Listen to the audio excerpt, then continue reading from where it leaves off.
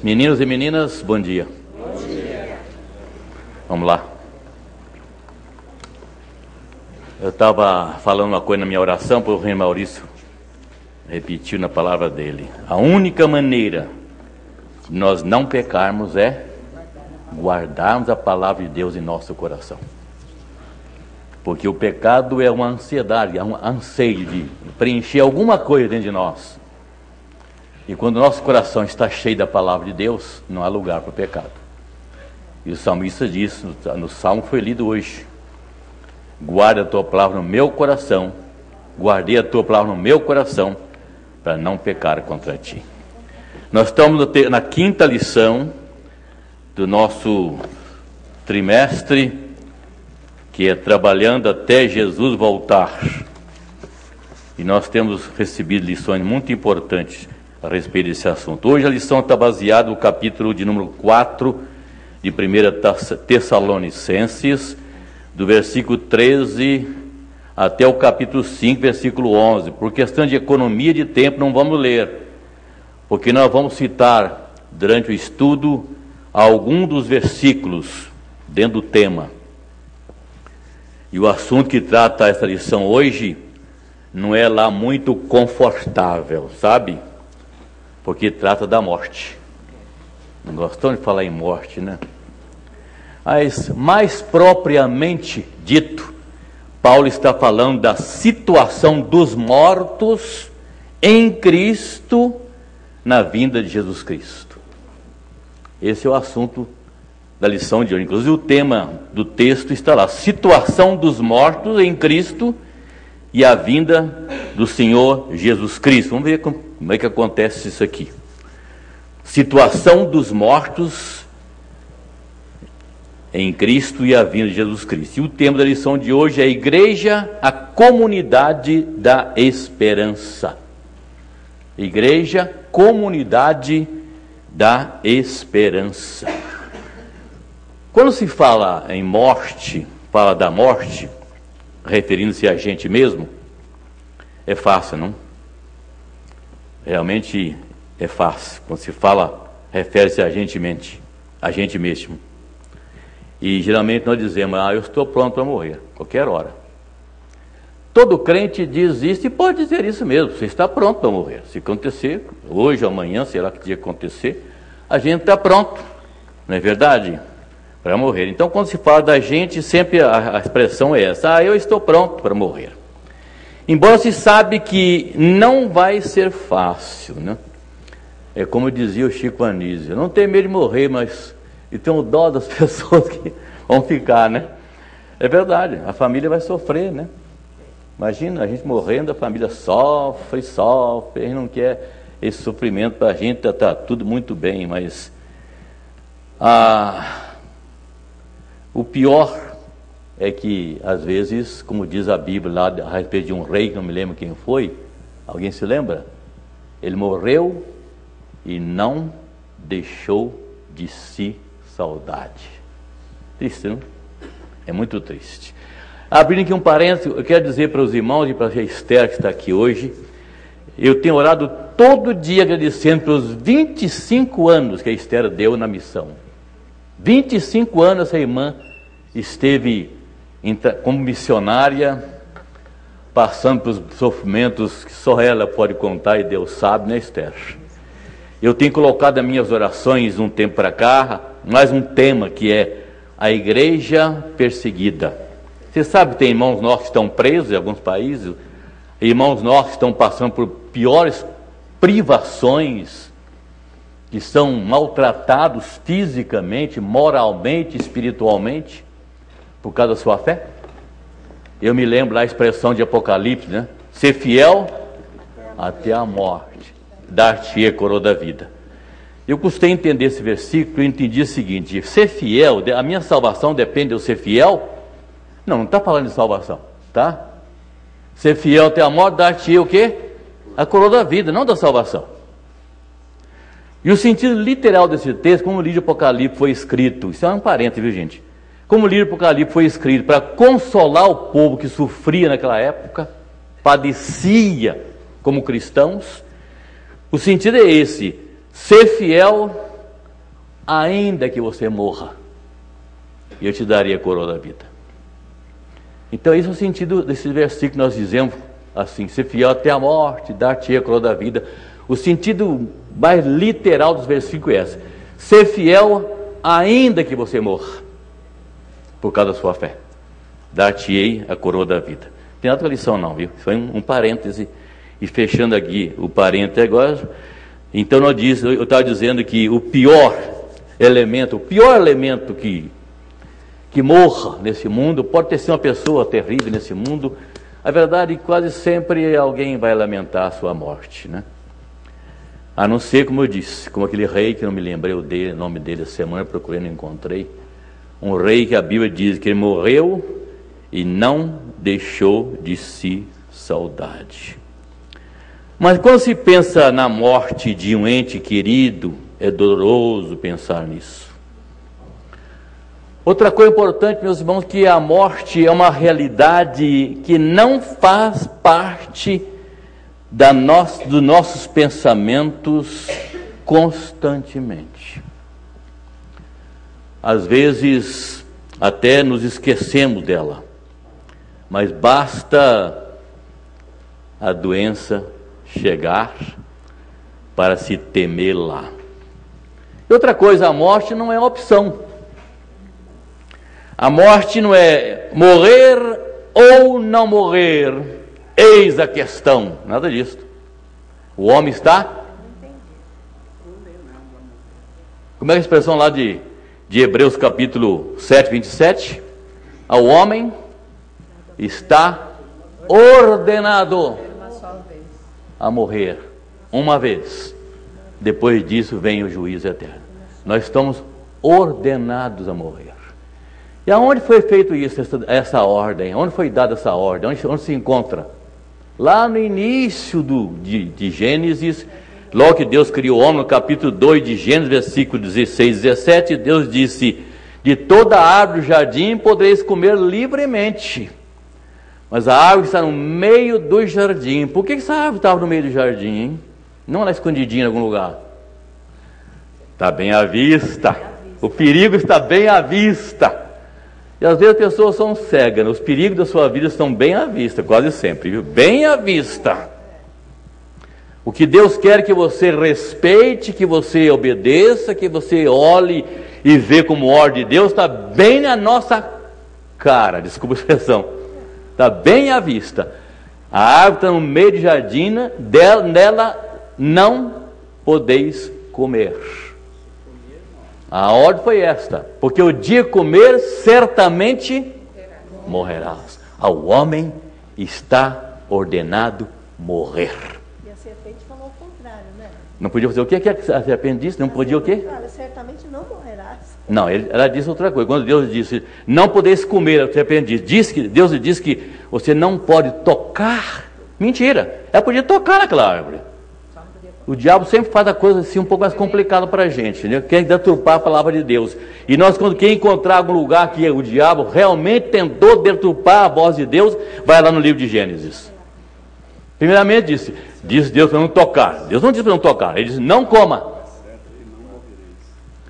É certo que não morrereis, né? Ah, outra coisa. Mas Caio sabe. É certo que não morrerás. Mas é certo. Aí ele mentiu. Claro. A função do inimigo, nosso Satanás, em nossa vida, cada dia, meus irmãos, é, primeiro, ele colocar meias verdades. Ou então mentir completamente. Primeiro ela disse algumas meias verdades que Deus não tinha dito assim. Depois ela disse mesmo: certamente não morrerás. Deus disse: certamente morrerás. E ela disse: certamente não morrerás. E Adão comeu do fruto proibido, levado pela instigação de Eva, né? Embora a Bíblia diz que Adão não foi ele que pecou, não foi ele que transgrediu, mas foi Eva. Não sei se Eva recebeu a ordem. Acho que foi Adão só recebeu a ordem. Ela não estava sabendo de nada, não. Será que sabia? Não, foi só ele. Eu não estava lá, não sei, viu? É alguma coisa mais ou menos assim. Aqui no escrito não foi para ele. Para ele a ordem. Muito bem. Eu quero passar essa assunto de morte para lá, porque é o assunto que agora é sobre ressurreição, que é mais importante. Então a morte é uma realidade, eu vou repetir isso aqui, que não faz parte do nosso pensamento constantemente. Às vezes até nos esquecemos disso. E a morte não é uma opção. Vamos deixar bem claro isso aí. Morrer ou não morrer. O que a Bíblia diz? A Bíblia diz, se comeres do fruto, certamente morrerás. Que fruto que era, hein? Não diz, não. Eu já vi um pastor dizendo que era maçã. A pessoa fala que é maçã porque diz toda, mas não. Outros dizem que é o sexo. Adão conheceu Eva sexualmente. Então o sexo é pecadíssimo. Pecado. É pecado? Não. O sexo é moral ou imoral? Hein? Não, ele é moral, amoral ou imoral? Ele é amoral. O sexo é amoral. Não é imoral e nem moral. É amoral. Dependendo de como se usa, com quem se usa. Tá certo? Então, aquela ideia de que o pecado de Adão conheceu Eva. Então, inclusive, essa ideia de que seja a maçã, hoje a maçã é o fruto do sexo, né? Chamado fruto do sexo.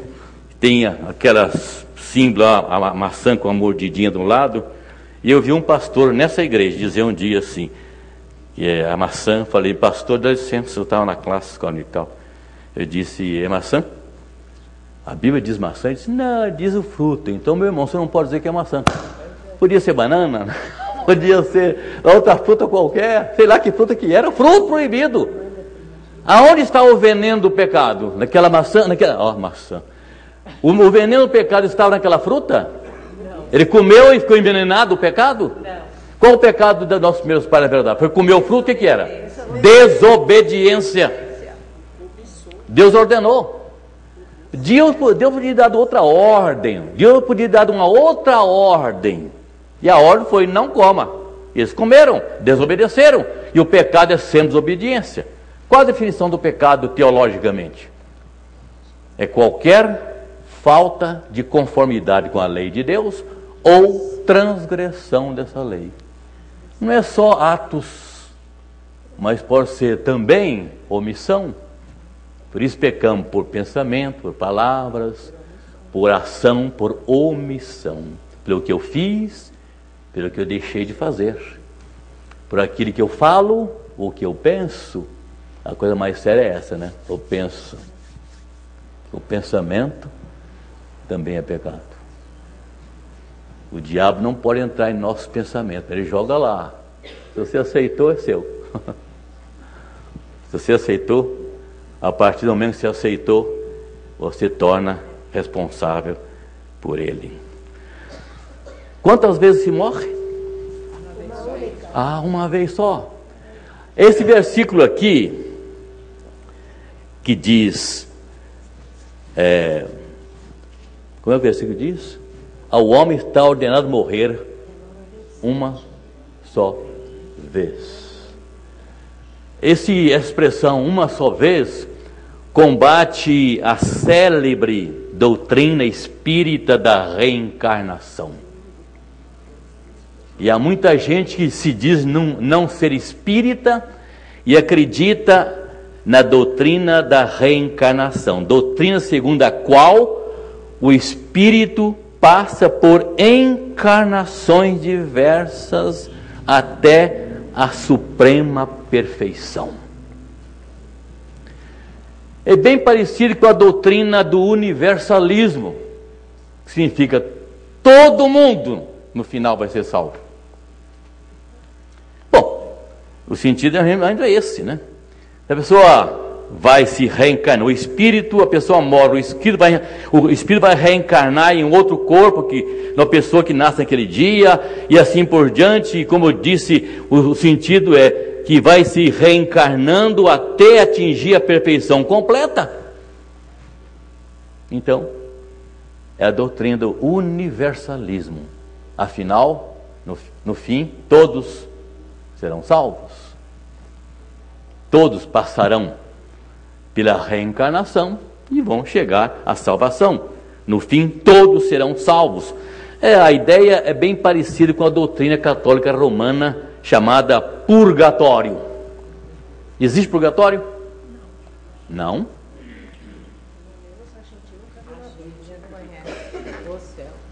É invenção. Foi lá um papa, lá no início da história, segundo século, que criou esse purgatório para arrancar dinheiro da igreja, né? Porque através de esmolas, através de dinheiro que se dá para a igreja, chegou até a criar as indulgências antes da reforma, que a pessoa comprava as indulgências. O que era a compra das indulgências? A comprar a indulgência era a compra do perdão.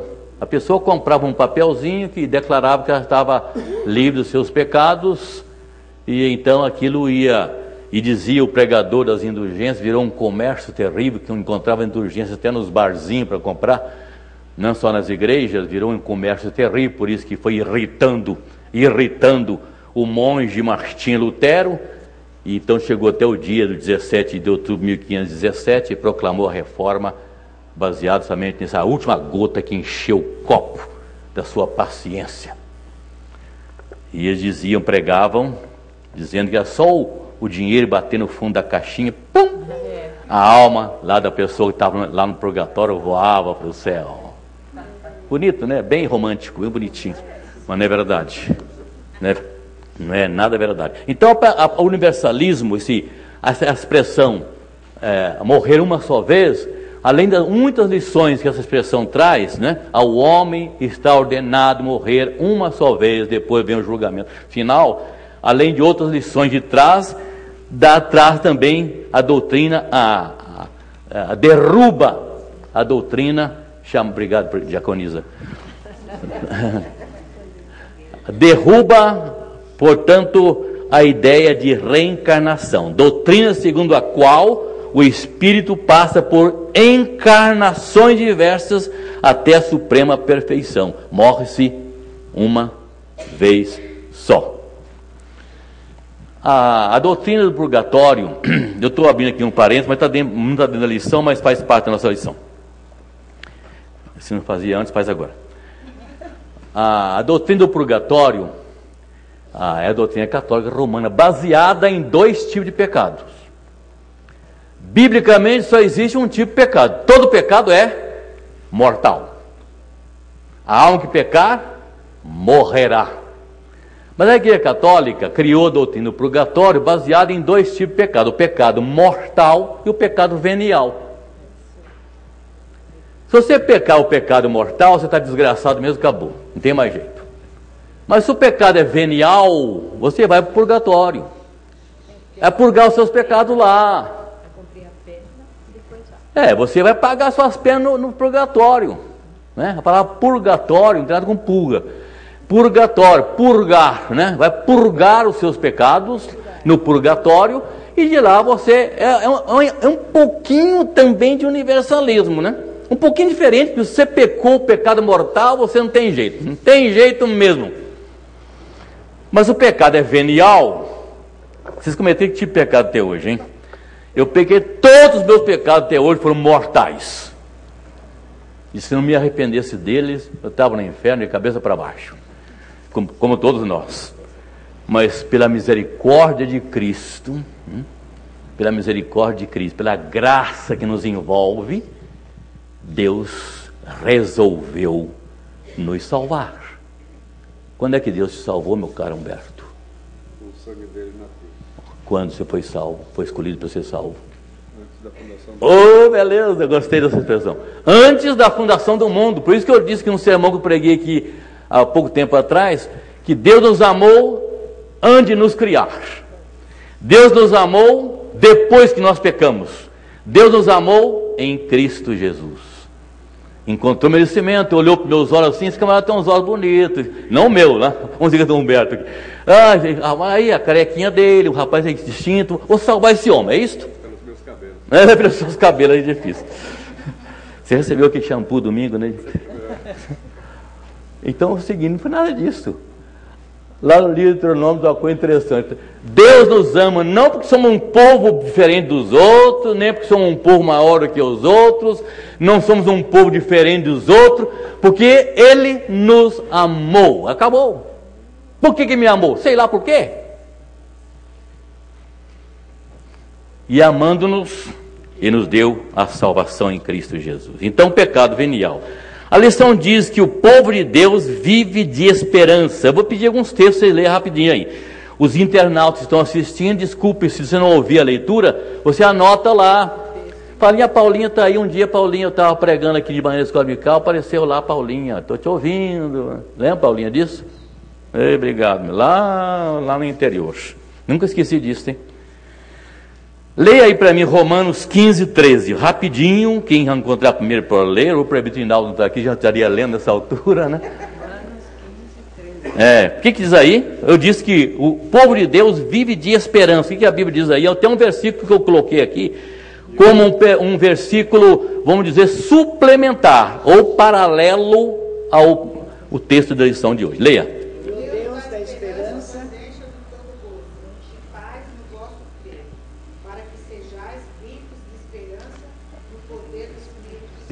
Para que seja rico de esperança. Vivemos de esperança. É um problema hoje, esperamos que amanhã esteja resolvido. É um parente doente hoje, que esperamos que amanhã esteja resolvido. Vivemos de esperança na volta de Cristo. Pode acontecer a qualquer hora. Esperança é a expectação de bem que se deseja. Vou repetir isso. A palavra esperança é a expectação de bem que se deseja. É como a fé. Qual a definição de fé em Hebreus 1:1? A fé é a certeza das coisas que se esperam e dos fatos que não se veem. Lá no capítulo, não precisa ler, Provérbios 14, 32, o Salomão diz que o justo ainda morrendo tem esperança. Isto é, o justo ainda que pensando na morte, ele tem esperança. O justo ainda morrendo tem esperança. Calvino diz que a fé é o conhecimento certo e firme da benevolência de Deus para conosco. Agora vou começar a ler o nosso texto. Em Tessalonicenses capítulo 4, versículo 13. Não queremos, porém, irmãos, que sejais ignorantes com respeito aos que dormem, os mortos, para não vos entristeceres como os demais, que não têm esperança. Aqui começa, na verdade, o tema da lição. Havia uma preocupação dos crentes, lá de Tessalônica, quanto aos seus mortos. Porque eles criam que Jesus ia voltar logo.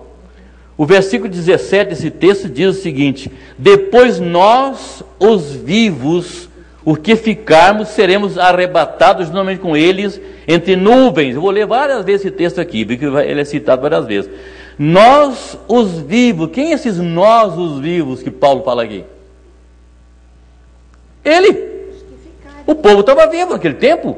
Então isso deduz o seguinte, que havia uma preocupação dos crentes quanto aos seus mortos, porque Cristo iria voltar. E aqui diz, nós os vivos. Então o pensamento é que Cristo iria voltar naquela geração. O apóstolo João, na sua epístola, disse: irmãos, já é a última hora.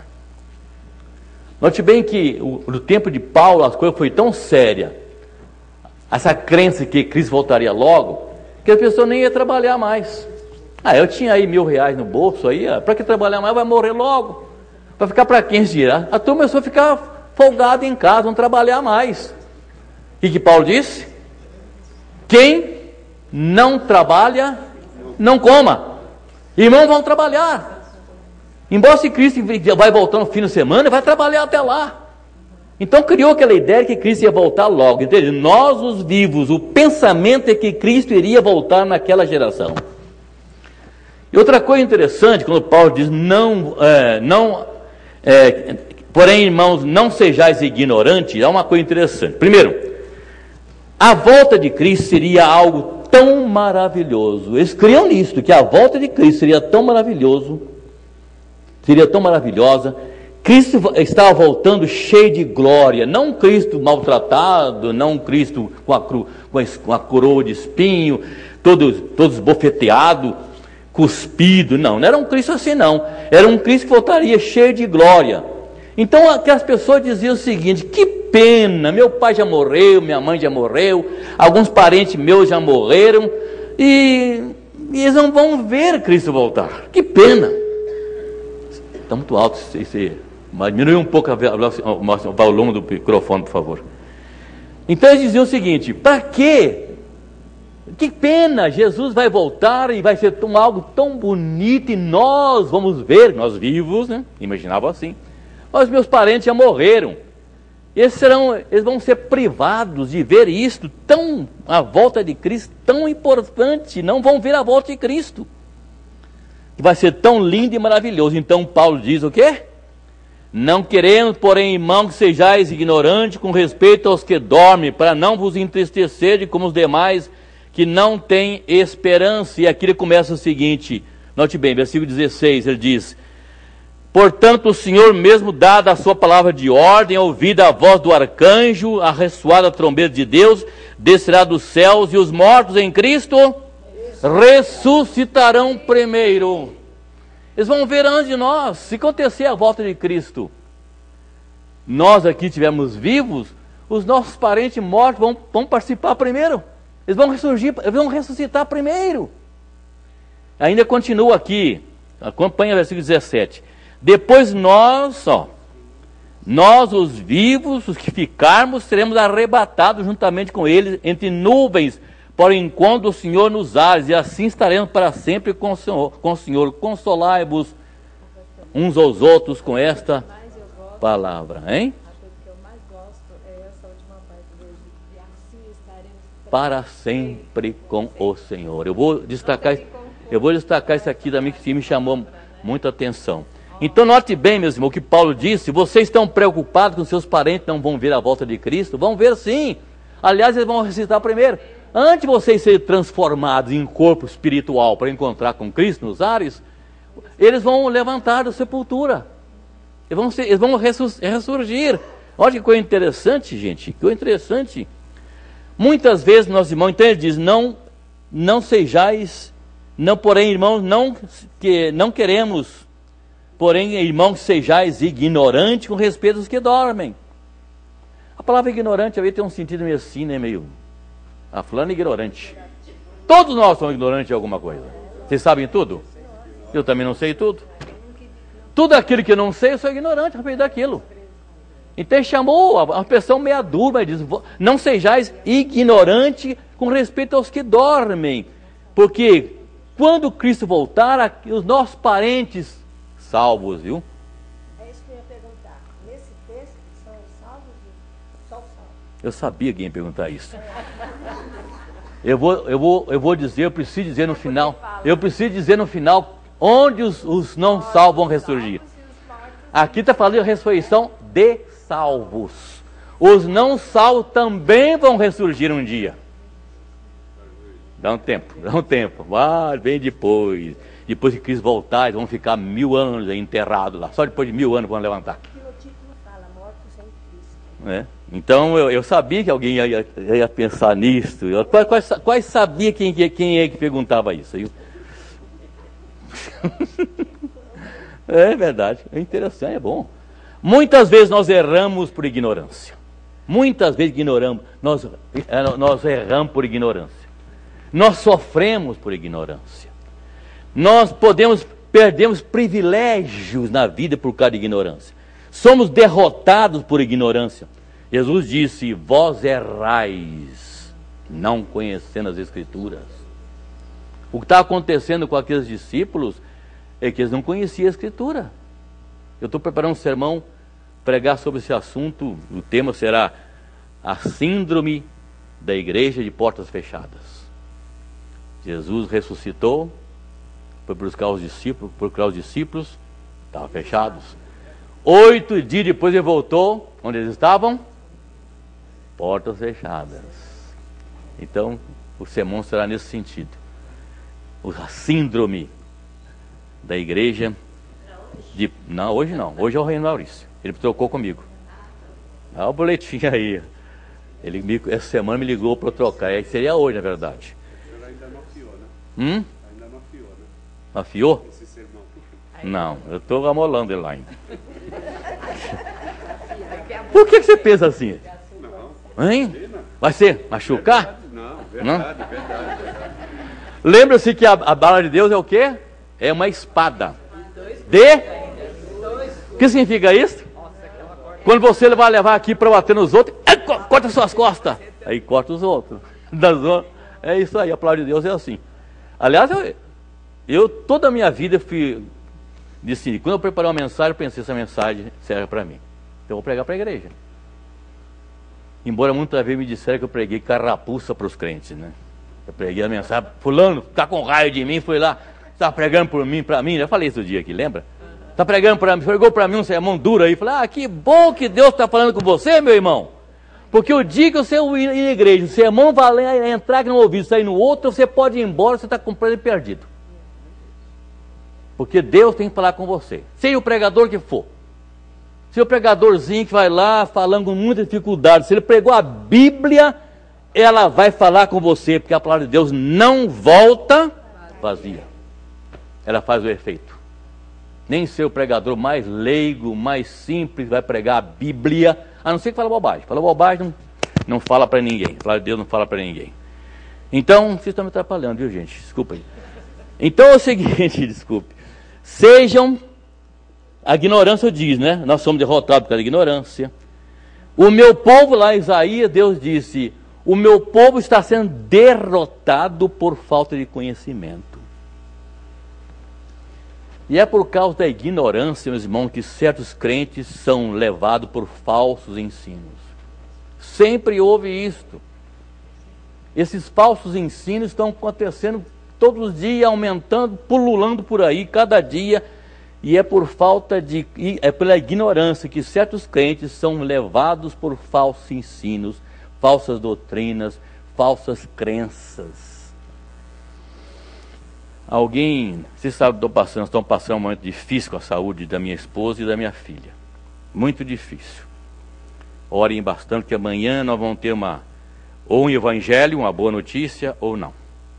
Porque amanhã não vai saber o resultado dos exames, que ponto se encontra o problema de saúde dela, em que ponto está, se houve alguma melhora, se não houve. Nós estamos pedindo a Deus que já tenha tudo feito completo, Deus pode fazer isso, mas a pessoa que eu nunca esperava quando você fez isso, mandou levar lá no Valdemiro. Olha, Valdemiro faz milagre, cura as pessoas e coisa. Eu ouvi aquilo e uma pessoa que eu nunca esperava e me dissesse uma bobagem desta. Viu? Por que é bobagem? E aí eu perguntei uma coisa, você perguntaria. Não, eu perguntei o seguinte, quem é que faz cura lá, é o Valdemiro ou é Deus? A pessoa respondeu, é Deus. Então Deus está na minha casa também. Tá certo? Agora, você vê a vida, o que está acontecendo, são coisas... Hoje existem movimentos chamados religiosos que chamam a atenção, mas Jesus preveniu para isso, gente. Jesus preveniu que nós tivéssemos cuidado, porque o povo de Deus seria enganado, muito enganado, e a coisa tremenda. Milagre? Diz que há milagres. Diz que faz milagre mesmo lá. Mas a pessoa em si não dá essa confiança para a gente, né? Francamente. Meio que chapeuzão, é meio estranho. Bom, mas tudo bem, eu não duvido não, porque Deus, quem é que pode fazer milagre no mundo? Só Deus. O diabo também faz milagre. A Bíblia diz isto. O diabo também faz milagre, gente. O diabo também faz milagre. Para quê? Para enganar. Até os eleitos de Deus. O diabo faz milagre para enganar até os eleitos de Deus. Eleitos. Significa que aquele irmão que está participando dessas coisas não nasce se perder, vai para o céu. Mas está enganado em alguma coisa. Eu não estou dizendo que você não vai lá, quer ir, pode ir. A minha coisa é a seguinte. Leva a Adriana lá. Esse problema dela, eu falei assim, tudo bem. Agora, quem é que faz milagre lá? É o Valdemiro ou é Deus? É Deus. Então eu disse, então, ele está aqui na minha casa. Está em todo lugar, como a Bíblia diz. Versículo 3, voltamos ao versículo 3. Não querendo, porém, irmãos, que sejais ignorantes com respeito aos que dormem, para não vos entristecerem como os demais que não têm esperança. Para não vos entristecerdes. Quais são as consequências da ignorância? Para não vos entristecerdes como os que não têm esperança. Em segundo lugar, os cristãos de Tessalônica estavam desconsolados acerca dos seus parentes mortos. Uma coisa muito especial, dita até aqui em primeiro lugar, é porque eles não criam em vida após morte. Pelo menos no meio do povo, quem sabe infiltrando no meio do povo, alguns que não tinham doutrina, não conheciam muita doutrina, não criam, os pagãos não criam na vida após a morte. Então Paulo diz o seguinte, pois se cremos que Jesus, versículo 14, pois se cremos que Jesus morreu, ressuscitou, assim também Deus, mediante Jesus, trará em sua companhia os que dormem. Então Paulo diz isso, se Cristo venceu a morte, aqui tinha uma lição para nós, se Cristo venceu a morte, que é o último inimigo a ter sido vencido, nós não, como cristãos hoje, não precisamos temer nem a morte e nem o futuro. Eu quero levar você agora lá para 1 Coríntios. Quem encontrar primeiro vai encontrar. 1 Coríntios capítulo 15. Eu vou conduzir os versículos. Quando você encontrar o capítulo 15, versículo 19. Vou então ler, meu irmão. Versículo 19 primeiro. Se a nossa esperança em Cristo se limita apenas a esta vida, somos os mais infelizes de todos os homens. Se a nossa esperança aqui na terra se a nossa esperança resume só nas coisas daqui, não há ressurreição, não há vida após a morte. A minha Bíblia diz, a tradução antiga, diz, a mais desgraçada de todas as criaturas. A pessoa sem graça. Desgraçada, sem graça. Aí diz o quê? Mais? Se a nossa esperança em Cristo se limita apenas a esta vida, somos os mais infelizes de todos os homens. Leia 25, dona Cida, por favor, versículo 25. Porque convém que ele reine até que haja posto todos os inimigos debaixo dos pés. Isso, versículo 26, dona Olinda. O último inimigo a ser destruído é a morte. Isto. Está falando que haverá ressurreição. Os que morreram vão voltar um dia. No versículo 16, Paulo diz o seguinte: porquanto o Senhor mesmo, dada a sua palavra de ordem, ouvida a voz do arcanjo, ressoada a trombeta de Deus, descerá dos céus, e os mortos em Cristo ressuscitarão primeiro. Quem é o autor da ressurreição? Está nesse versículo aí. O Senhor mesmo dá a ordem. O Senhor mesmo, dada a sua palavra de ordem, ouvindo a voz do arcanjo, ressoada a trombeta de Deus, a vinda de Cristo será com alaridos imensos. Alguém vai tocar a trombeta que o mundo inteiro vai conhecer, vai ouvir. Até os mortos vão levantar. Que coisa. Por isso que o povo está com medo. Vai morrer, não vai participar disso. Mas daqui a pouco eu vou voltar a esse assunto. Quem é o autor da ressurreição? O Senhor mesmo. A trombeta de Deus, que será o único som que o mundo inteiro ouvirá simultaneamente. E aqueles que vê a vida, estuda a Bíblia nas dispensações, né? Não é muito nosso presbiteriano, mas eu também acredito nisso. Fala que já o sexto anjo trocou sua trombeta já. Só falta uma trombeta tocar. O mundo foi dividido em 7 partes, né? Momentos, estágios, e que já houve o sexto anjo, já tocou a trombeta. Cada anjo tocou a trombeta, aconteceu alguma coisa. Lá no Apocalipse diz isso. E você vai ver que aconteceu alguma coisa em épocas diferentes, quando o anjo tocou a trombeta. Agora, quando o último anjo, o sétimo anjo, tocar a trombeta, Cristo voltará. E até os mortos vão ouvir. Olha aqui. Portanto, o Senhor mesmo dará a sua palavra de ordem, ouvida a voz do arcanjo, ressoada a trombeta de Deus, descerá dos céus, e os mortos em Cristo ressuscitarão primeiro. E versículo 17, depois nós, os vivos, os que ficarmos, seremos arrebatados juntamente com Ele nos ares. Eita coisa maravilhosa. Você não gostaria que Cristo voltasse na sua geração? Para quê? Para não morrer, para eles não morrer. Quem pediu a palavra? Já pediu a palavra? Ah, então não era muito importante mesmo. Era. Só lembrar então, daqui a pouco só me pergunta. Ressurreição é matéria de fé. Hoje você entende isso plenamente.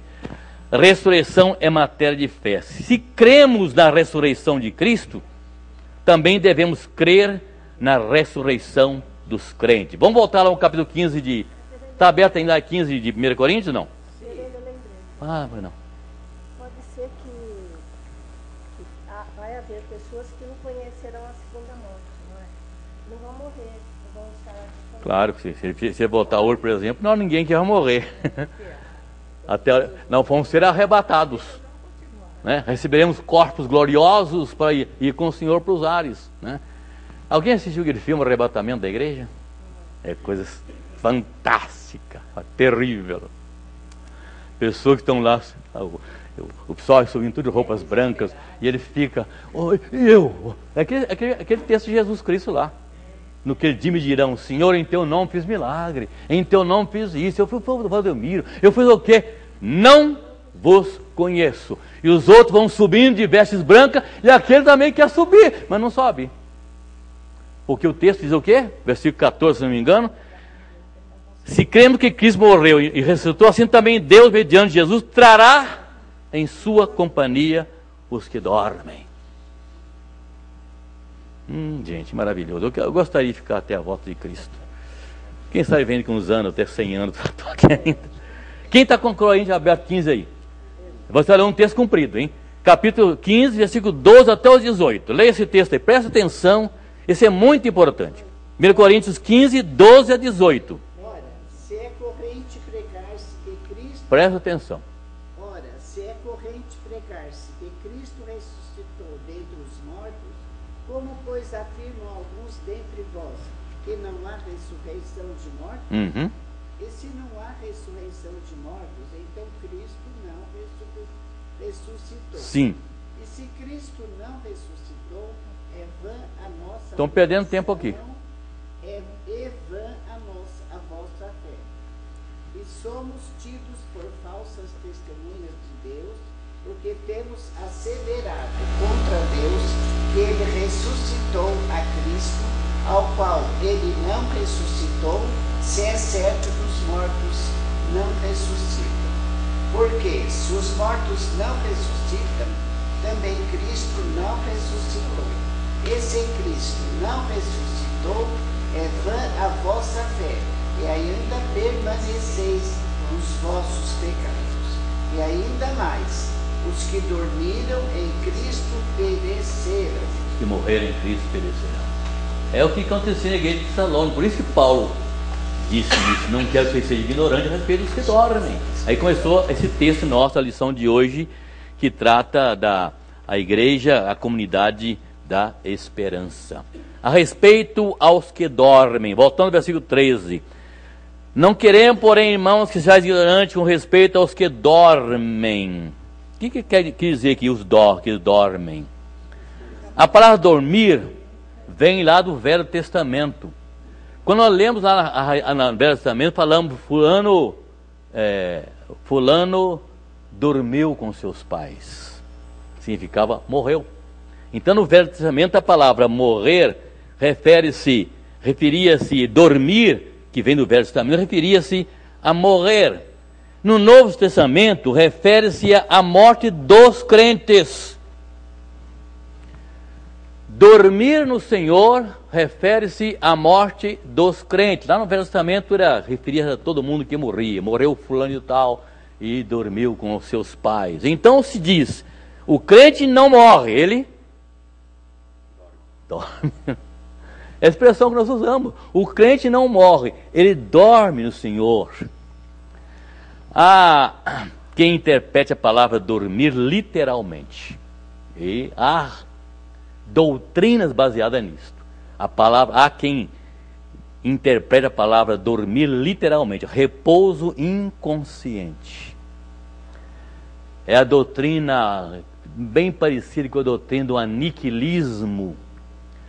A doutrina do aniquilismo diz o seguinte: os que morrem sem Cristo, a alma passa por uma combustão, queima e desaparece. Não tem sofrimento nenhum. Passa por a pessoa morreu sem Cristo, a alma passa por uma combustão, uma queima, né? Queima, acabou, não tem mais nada. É o que muita gente acha. Morreu, acabou, não tem nada depois da morte. Ainda tem muita gente assim hoje.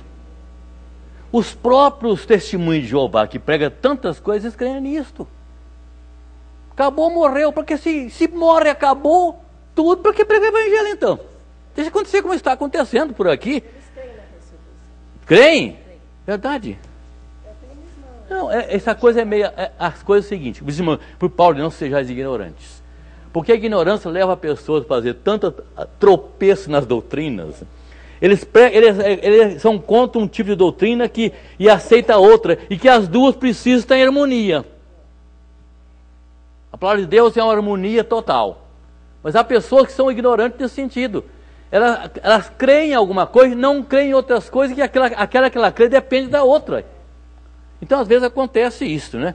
Então, a palavra dormir significa, alguns veem isso aí literalmente, né? Repouso inconsciente. Eu disse que é algo parecido com a doutrina do aniquilismo, um pouco diferente, porque o aniquilismo diz que o ímpio, quem morreu sem Cristo, a alma é extinta, passa por uma combustão, queima. Ou também a doutrina do extensionismo, que diz que todo gozo no céu e o sofrimento no inferno é um estado de inconsciência. É como se a pessoa fosse anestesiada. Eu morei na roça muitos anos, trabalhei na roça, a gente via aqueles animais, por exemplo, há um tipo de marimbondo bem grande. Ele pega aquelas aranhas grandes, caranguejeira, eles já viram eles chegando perto, ele não mata não. Ele faz o ninhozinho dele, e faz um buraco, e aquele marimbondo vem, ele hipnotiza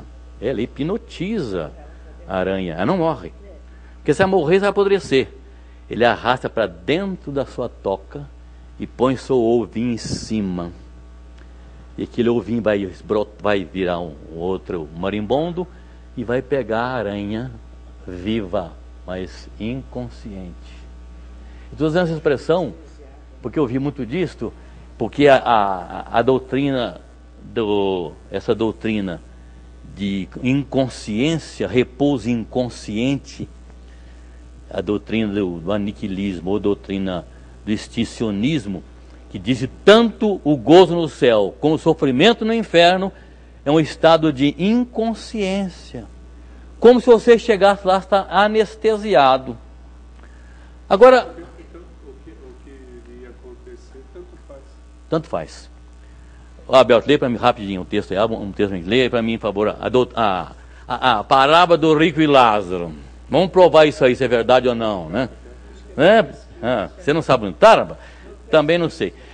Lucas 16, 22 a 25. Presta atenção. Aqui dou algumas expressões que eu quero que vocês notem quando o Alberto vai lendo, vocês prestem atenção. Se é consciente ou não é consciente. Se o gozo é consciente, o sofrimento não é consciente. Leia, capítulo 16 de Lucas, versículo, que eu falei aqui, 22 a 25. Leia, por favor. Presta atenção. Aconteceu morrer o mendigo e ser levado pelos anjos para o seio de Abraão. O que é o seio de Abraão no caso aí? O céu? Vai lendo. Morreu também o rico e foi sepultado. No inferno, estando em tormento. Onde está ele? No inferno. Um no céu, outro no inferno. No inferno, estando em tormento, Ó. levantou os olhos Estando o e viu quê? ao longe. Em tormento, nada de inconsciência lá não, seu. Desculpa te interrompendo, vai lendo. Levantou os olhos e viu ao longe a Abraão e Lázaro no seu seio. Seio de Abraão, céu. Então, clamando, disse: Pai Abraão, tem misericórdia de mim e manda a Lázaro que molhe em água a ponta do dedo e me refresque Basta a língua, ponta do dedo. porque estou Tô? atormentado nesta chama. Aí vem a resposta de Deus. Disse, porém, Abraão. Filho, lembra-te de que recebestes os teus bens e tua vida, e Lázaro igualmente os males. Agora, porém, aqui ele está consolado, tu em tormento. A coisa daí. Então, note bem, Jesus então foi rico, atormentado, o Lázaro no gozo, consciente. Outra pergunta, o que Jesus disse ao ladrão na cruz? Lembre de mim quando entrar no teu reino, Senhor. Não, O ladrão falou para Jesus. Senhor, lembra de mim quando entrar no teu reino. Qual foi a resposta de Jesus? Estarás no paraíso. Paraíso significa lugar de delícia, jardim de delícia. Ao contrário de inferno, que é descrito na Bíblia como lugar destinado ao suplício das almas perdidas. Fogo inapagável. Mas só um parênteses. Jesus não disse, você vai passar no purgatório. Foi bom. Diretamente. Sei que quando ele lê um texto bate certas doutrinas que eu peguei lá a questão do morre uma vez só, coisa. É verdade isso aí, né? Você vai passar pelo purgatório, você vai passar por aí para uns lugares aí, e um dia... Porque, na verdade, assim, quando o ladrão disse, lembra de mim quando entrar no teu reino, ele pedia alguma coisa no futuro mesmo. Um dia, eu quero estar contigo no paraíso. E a resposta de Jesus foi, hoje você estará lá. Outra coisa que responde, outros dizem que as pessoas morrem e as almas estão por aí, acotovelando por aí. Esse período chamado período intermediário entre a morte e a ressurreição, as pessoas ficam em lugares aí, voando pelos ares por aí, se acotovelando aí, puxando o pé dos outros, né? Não. Onde estava o rico depois que acabou de morrer? Foi sepultado e encontrou no... Quem estava no inferno? Ele foi sepultado. Sim, mas a Bíblia diz que ele foi sepultado. E no inferno, quem estava no inferno? A alma dele, o corpo não, né? O corpo foi sepultado, a alma não. E o mendigo? Ao seio de Abraão. Também foi sepultado. Na Bíblia não falava sepultado, mas foi sepultado, é claro. Lá estava somente a alma dele no paraíso. Hoje estarás comigo no paraíso. Paraíso, repito, significa lugar de delícias, jardim das delícias. Ao contrário, inferno é descrito na Bíblia como lugar destinado a suplício das almas perdidas, fogo inapagável. Dormir. Quando a palavra dormir refere-se à morte, fala de um lugar de descanso, repouso das lutas dessa vida. Veja lá Apocalipse capítulo 14, 13, rapidinho. Apocalipse 14, 13. A gente lê muito isso em programa de velório, de sepultamento. Então ouvi uma voz do céu dizendo: escreve, bem-aventurados os mortos que, desde agora, morrem no Senhor. Sim, diz o Espírito, para que descansem das suas fadigas, pois as suas obras os acompanham. Volte e lê o versículo 11, a diferença agora aí. O que diz o versículo 11, mesmo capítulo? Mesmo capítulo.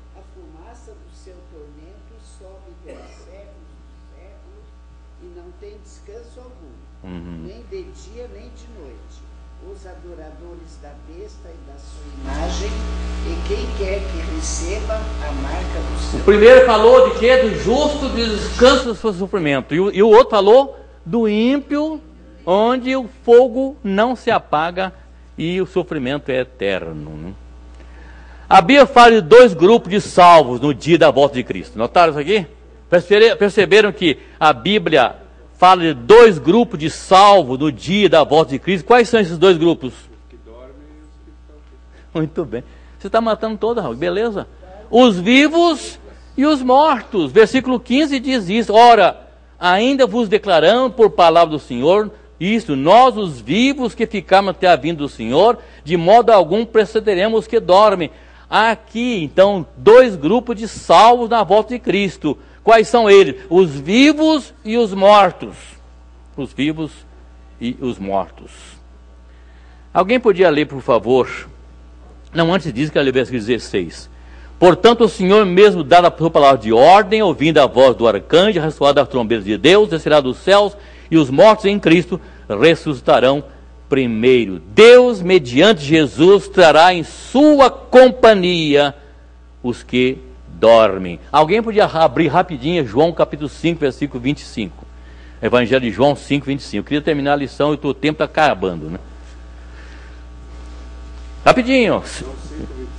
João 5, 25. Em verdade vos digo, que vem a hora e já chegou, em que os mortos ouvirão a voz do Filho de Deus, e os que a ouvirem viverão. Isso aí.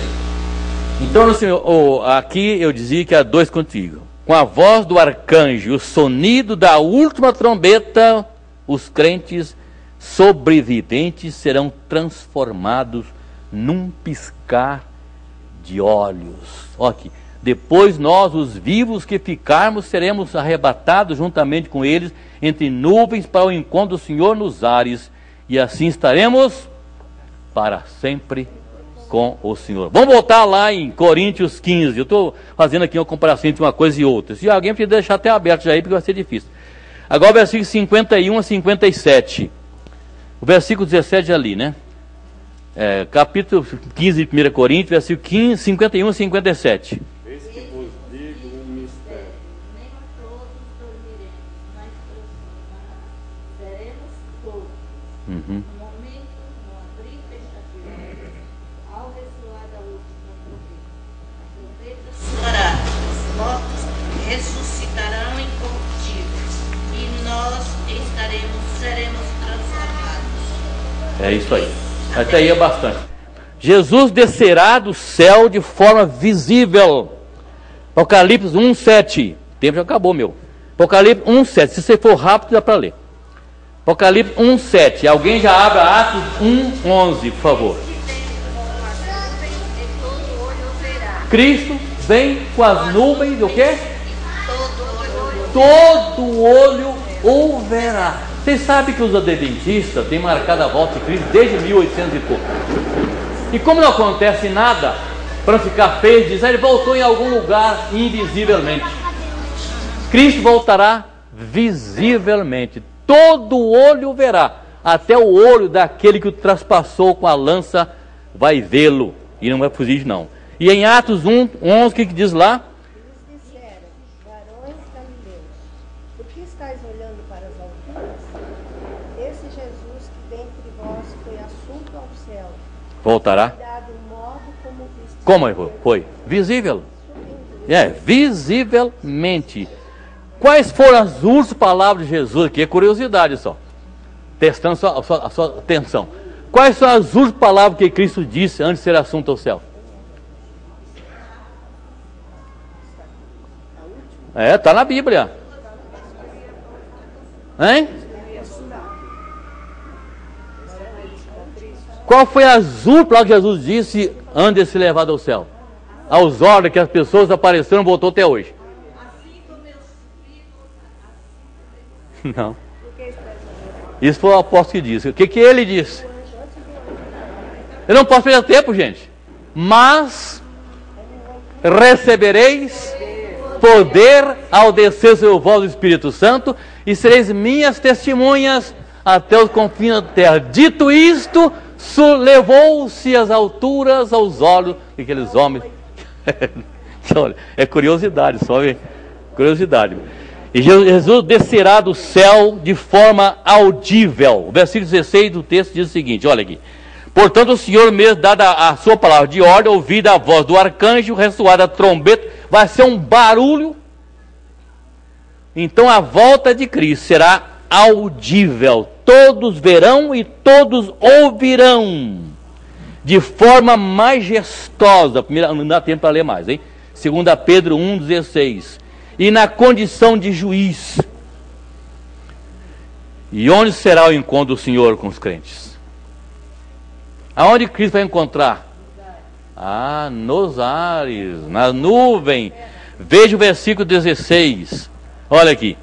Portanto, o Senhor mesmo dará a palavra de ordem, ouvindo a voz do arcanjo, ressoará a trombeta de Deus, descerá do céu, e os mortos em Cristo serão primeiro. Nesse não. Nós, os vivos, os que ficaram, 17, seremos arrebatados juntamente com ele, entre nuvens, para o encontro do Senhor nos ares. Então, Cristo não virá aqui à terra. Ele mandará os seus anjos em todos os 4 cantos da terra, vão regimentar todos os vivos e os mortos, e vão ter encontro com o Senhor nas nuvens. E um dia ele vai voltar com essa igreja e morar aqui na terra, durante 1000 anos. 1000 anos. Essa igreja vai lá encontrar com ele nos ares, um dia volta com ele e vai reinar aqui no mundo por 1000 anos. Milênio. Eu preciso parar. E na condição de juiz. E onde será o encontro? Nos ares, já vimos isso aqui. Todos os salvos se encontrarão com o Senhor e estarão para sempre, com a expressão para sempre com o Senhor. Já foi lido o texto aqui, e lá em João 14:3, que Jesus disse, para que onde eu estiver, estejais vós também. Oh, beleza. E a ressurreição dos não salvos, Dona Olinda? Dá tempo para falar isso aqui rapidinho? A ressurreição dos não salvos. A Bíblia fala de 2 ressurreições. Primeira ressurreição dos salvos, que vai acontecer na volta de Cristo. A primeira ressurreição. Isso aí. Olha, mas está aqui, ó, esse versículo 16 e 17. Eu estou lendo de novo. Porque o Senhor mesmo dará a palavra de ordem, ouvindo a voz do arcanjo, a surrada da trombeta de Deus, descerá dos céus, e os mortos em Cristo serão primeiro. Depois nós, os que vivermos, faremos transformados. Bom, nós temos que ler Apocalipse. Rapidinho. Apocalipse 20. Versículo número 6. Bem-aventurado e santo é aquele que tem parte na primeira ressurreição. Por quê? Sobre eles... Presta atenção, gente. Eu estou falando das 2 ressurreições. Estou falando aqui de ressurreição do salvo. O que acontece? Volta a começar. Começo. Bem-aventurado e santo é aquele que tem parte na primeira ressurreição. Sobre esses, a segunda morte não tem autoridade. Isso aí. Pelo contrário, serão sacerdotes de Deus e de Cristo, e reinarão com ele os 1000 anos. Olha aí, o 1000 anos aí.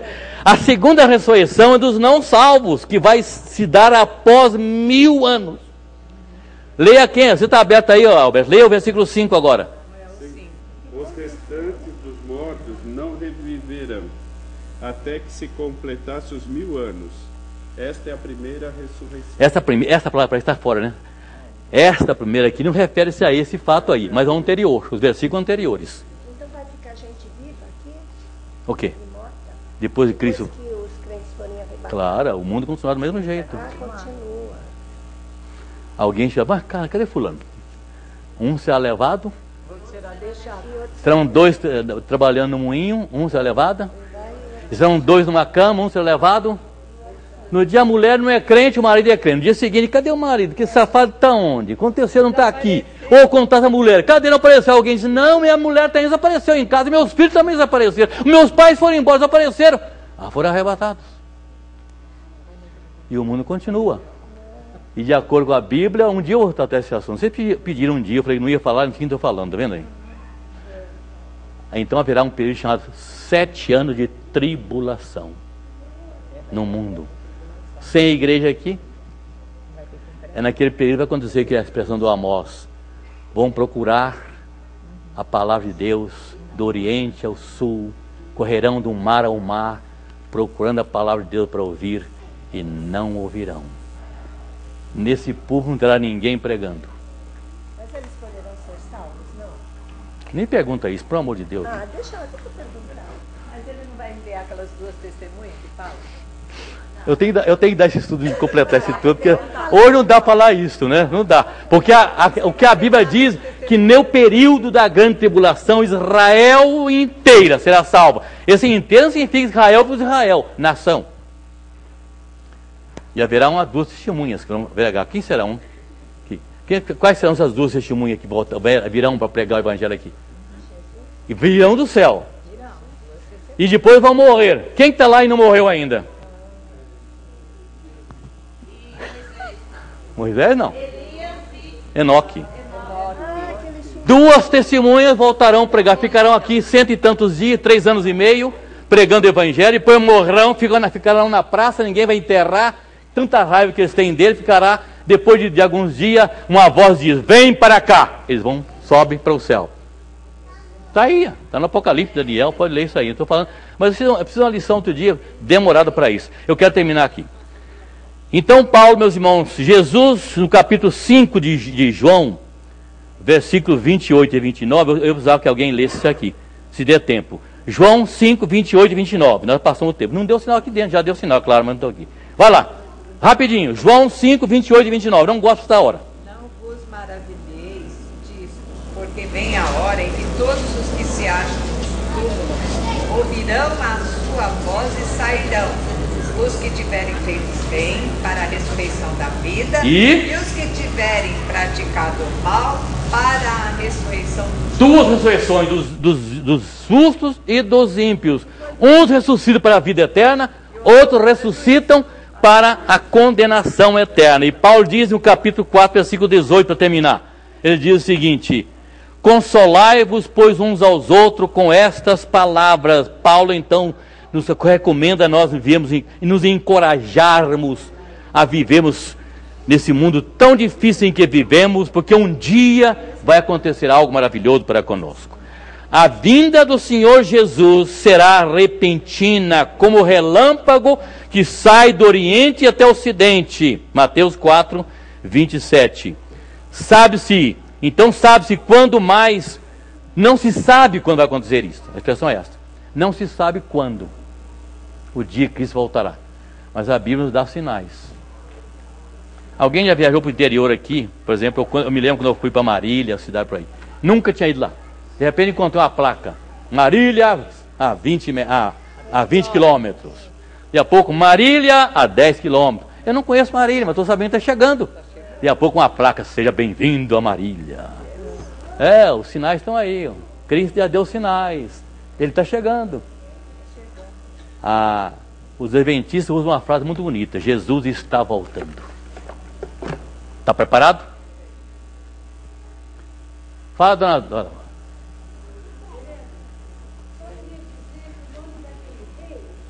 Você achou? Não é Joaquim, não, né? Georão. Eu procurei Joaquim. E reinou?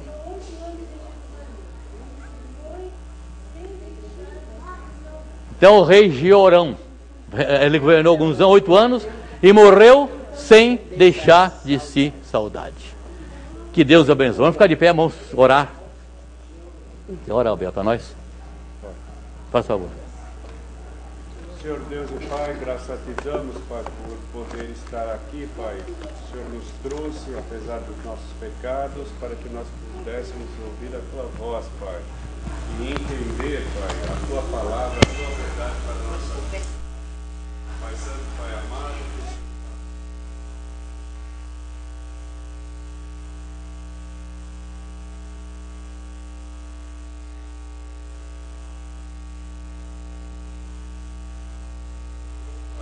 está se perdendo os seus pecados, que o Senhor esteja com todo o seu povo, Pai, e que o Senhor esteja preparando, Pai, para que nós possamos estar aqui à noite, Pai, para ouvir mais de Ti, Pai. Que nós saiamos daqui praticando tudo que ouvimos, Pai. E agradeço por tudo que peço perdão dos meus pecados, em nome de Jesus. Amém. Amém. Domingo que vem, o assunto é: igreja significa relacionamento. Obrigado. Boa tarde. Obrigado.